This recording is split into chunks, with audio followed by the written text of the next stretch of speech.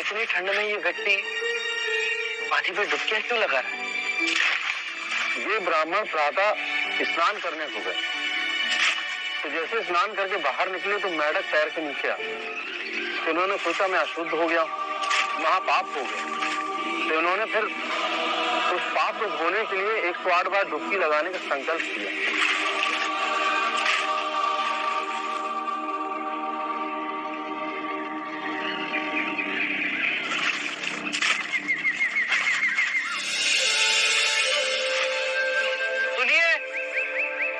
ठंड से कांप रहे हैं, यदि ऐसा करेंगे तो बीमार पड़ जाएंगे। महात्मा, संगाने में मुझसे पाप हो गया। ये नदी गंगा नदी की उपनदी है। इसमें नहाने के बाद मेरे पाप धुल जाएंगे। इस नदी में डुबकी लगाने से यदि आपके पाप धुल जाएंगे, तो इस नदी में रहने वाले मेंढक के ऊपर पांव आने पर आप अपवित्र कैसे हो गए? यदि आपको ऐसा लगता है कि नदी में डुबकी लगाने से आपके पापों का नाश होगा, तो इस नदी में रहने वाली मछलियां, कछुए, सर्प, मेंढक, इन सबको अब तक मुक्ति मिल गई होती।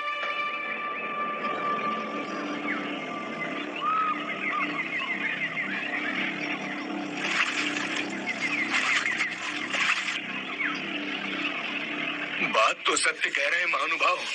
नदी में डुबकी लगाने से पापों का नाश नहीं होता।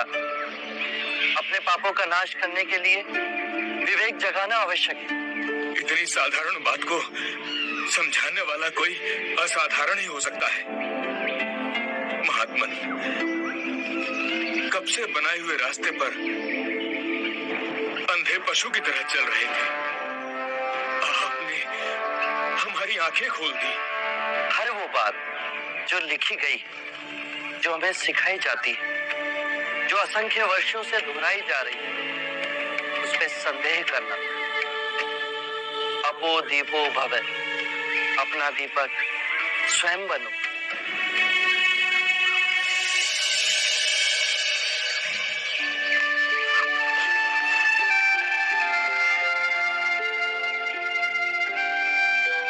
आप धन्य है महात्मा।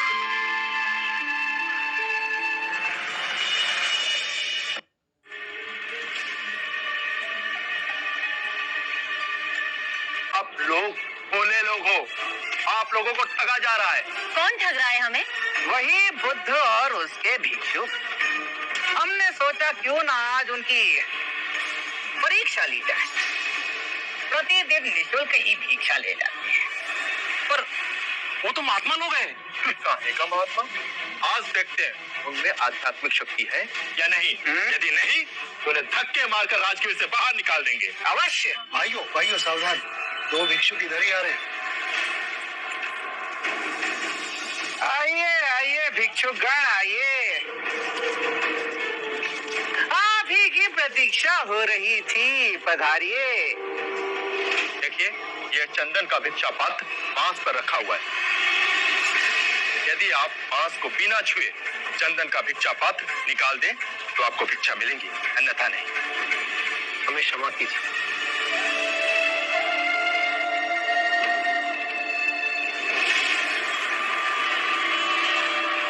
क्यों बंधु, समस्त गांव के समस्त बड़े महात्मा बने फिरते हो और एक छोटा सा कार्य नहीं कर सकते?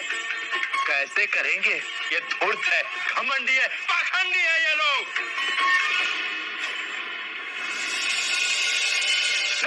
नहीं, ये पाखंडी नहीं, अपितु नपुंसक है, नपुंसक। तभी तो भिक्षुक बने फिर रहे हैं। पता है इसका गुरु, धूर्त गुरु बुद्ध भी अपनी पत्नी को आधी रात में छोड़कर भाग गया था। सत्य वचन। बस के आगे मेरे गुरु को एक भी अपशब्द कहा तो मेरे गुरु के चरणों की धूल भी नहीं हो तुम लोग। तुम्हें हमारी सिद्धि देखनी है। इस बांस के डंडे को बिना छुए इस चंदन के भिक्षा पात्र को मैं नीचे उतार लाऊंगा। साक्य मुनि सिद्धियों के प्रदर्शन को अटकाने का साधन मानते हैं। परंतु इनके लांछन का प्रत्युत्तर देना ही होगा।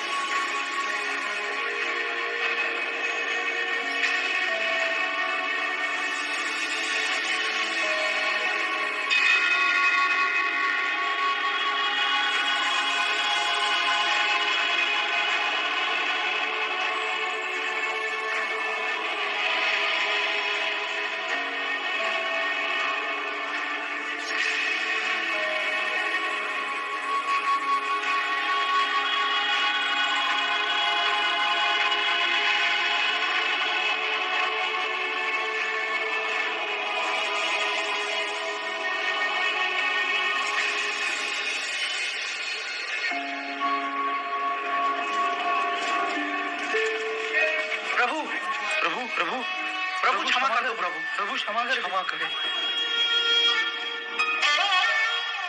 क्षमा किया। महात्मा अपना नाम तो बता दीजिए। प्रत्यापुत्य।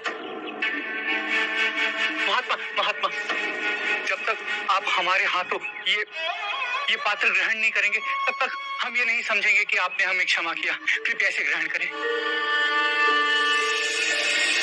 प्रत्यापुत्य के प्रत्यापुत्य के प्रत्यापुत्य के प्रत्यापुत्य के प्रत्यापुत्य के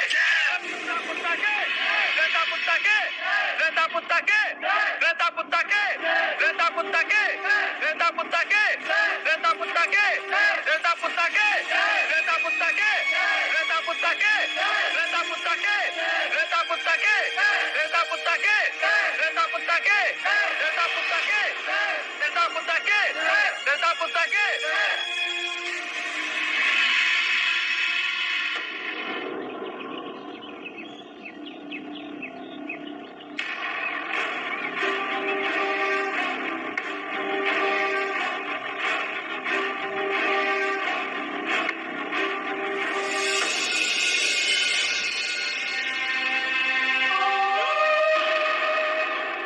अब ये लोग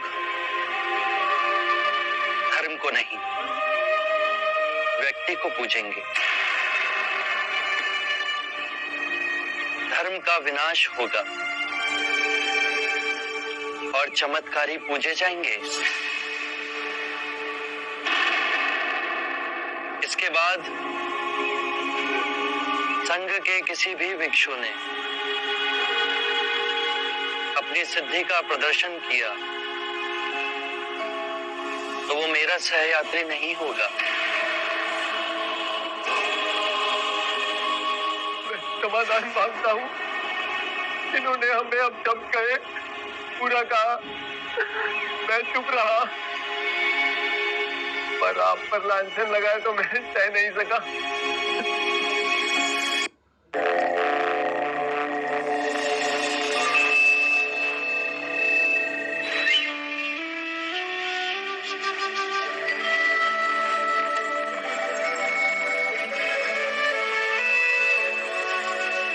जितनी सुंदर आपकी आभा है, नाम भी उतना ही सुंदर होगा। मेरा नाम सिद्धार्थ गौतम है। ओह, वही जो कहते हैं कि ईश्वर नहीं है। मैं ये नहीं कहता कि ईश्वर नहीं, ये भी नहीं कहता कि ईश्वर है। इस विषय पर कल प्रातः बात करेंगे। अभी रात्रि हो गई है। आज आप हमारे आश्रम में ही विश्राम करें। आइए। यह आश्रम मेरा और मेरे शिष्यों का है। मैं उरुवेला उर्मिला कश्यप को। मैंने आपके बारे में सुना है, आप वही उर्मिला कश्यप हैं जो वर्षा ऋतु में मुनियों को छत्र छाया देते हैं। आज रात्रि आप मेरी कुटिया में ही विश्राम कीजिए। अरे, आप यहाँ हैं? आज जब हम अपने शिष्यों से वार्ता कर रहे थे तो आपको वहां नहीं पाया। मैं वहां उपस्थित नहीं रहना चाहता। क्यों?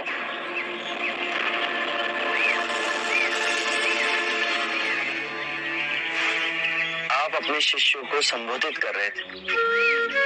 यदि स्वाभाविक कोई प्रश्न मेरे मन में जागता तो आपके शिष्यों के सामने उसे पूछना आपको दुविधा में डाल सकता था। परंतु यहाँ तो एकांत है। अब हम वार्ता कर सकते हैं। कृपा करें, आप दुख के संबंध में कुछ कह रहे थे। क्या आप ये मानते हैं कि दुख सत्य है? क्या आप ये भी मानते हैं कि दुख के कारण भी है? हाँ, यदि कारण है तो दुख तो रहेगा, और यदि कारण ही समाप्त हो जाए तो दुख भी लुप्त हो जाएगा, जैसे सूर्य के प्रकाश से अंधेरा। आप सुनी सुनाई बातें नहीं कहते, अपने गहन अनुभव के आधार पर कहते हैं। आप धर्म और सिद्धांत की नहीं, देखी हुई बातें कहते हैं। आपने कहा कि मुक्ति का मार्ग है अपने विवेक को जगाना और गूढ़ ध्यान में लिप्त हो जाना, जिससे मनुष्य स्वयं को और इस संसार को भली भांति समझ सकता है। परंतु एक प्रश्न है, ये जो सारी विधियां हैं, रीतियां हैं, पूजा पाठ हैं, क्या ये सब व्यर्थ है?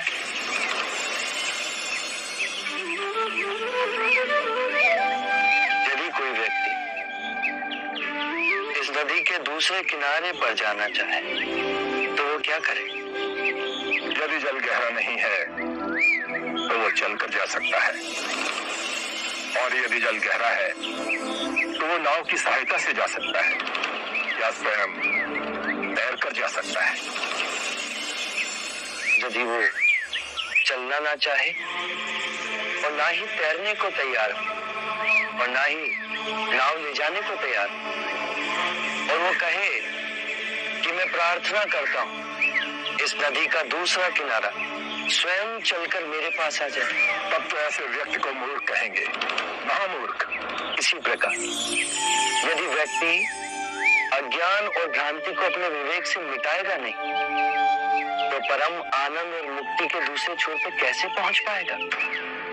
चाहे वो पूजा करे या अनुष्ठान या व्रत करे या किसी नीति पर चले, वो इस किनारे ही रहेगा। हमने सारे शास्त्रों को पढ़ा, उन पर व्याख्या की, परंतु जीवन के इतने जटिल सत्य को इतनी सरलता से किसी ने नहीं समझाया, किसी ने नहीं समझाया। आप इस भटकती मानवता को परम ज्ञान का मार्ग दिखाएंगे। आप करुणा के सागर हो। हे बुद्ध, आप हमें अपना अनुयायी स्वीकार करें।